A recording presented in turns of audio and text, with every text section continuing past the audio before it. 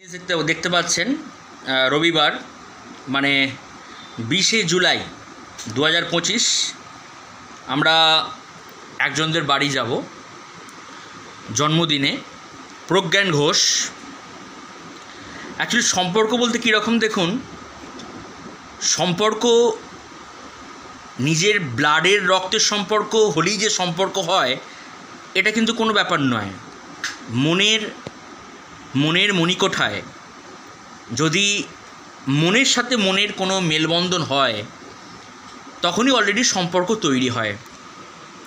Actually যার বাড়িতে আমরা যাব অ্যাকচুয়ালি আমার শালিকা দেবশ্রী ব্যানার্জি যে অফিসে কাজ করেন শরমপাড়া স্বাস্থ্যকেন্দ্রে, সেই অফিসেরই এএনএম দিদি তার ছেলের জন্মদিনে আমাদেরকে নিমন্ত্রণ করেছে। তাহলে বুঝতে পারছেন তো সম্পর্ক এভাবেই তৈরি হয়।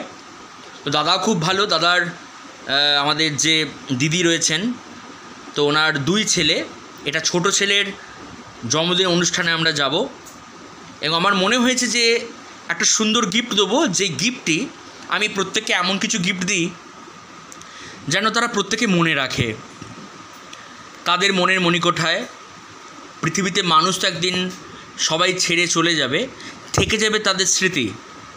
তো সেই স্মৃতি থেকেই আমি এমন কিছু মানুষকে গিফট দিই, যখনই কারোর কিছু অনুষ্ঠানে গিফট দিই তারা সারা জীবন যেন মনে রাখে, এই জন্যই আমার এই গিফট দেওয়া। তো গিফটটি দেখতে পাচ্ছেন এবং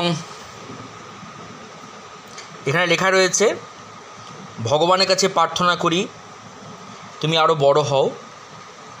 এবং যেহেতু নিমন্ত্রণ আমার এবং আমার স্ত্রীর দুজনেই রয়েছে, gift by Satyabrata Goswami and Debika Goswami. তো আমরা অবশ্যই যাব। এবং দিদি আপনি এই ভিডিওটি দেখে আমাকে ফেসবুকেতেই জানাবেন কেমন হয়েছে, তারপর তো লাইভ তো নিয়ে যাবই রবিবার দিন, সেদিন দেখা হবে। Thank you so much.